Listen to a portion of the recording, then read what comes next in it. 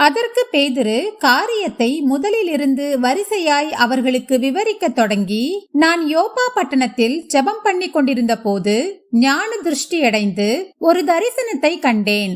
அதென்னவென்றால், 4 முனைகளும் கட்டப்பட்ட பெரிய துப்பட்டியைப் போல ஒரு கூடு வானத்திலிருந்து என்னிடத்தில் இறங்கி வந்தது.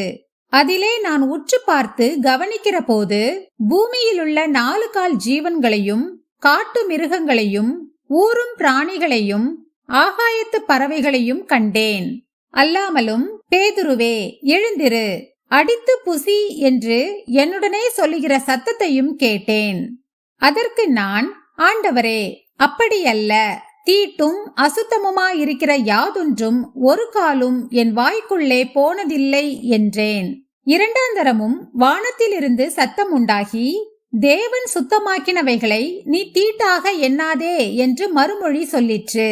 இப்படி 3 தரம் சம்பவித்த பின்பு எல்லாம் வானத்திற்கு திரும்ப எடுத்துக்கொள்ளப்பட்டது.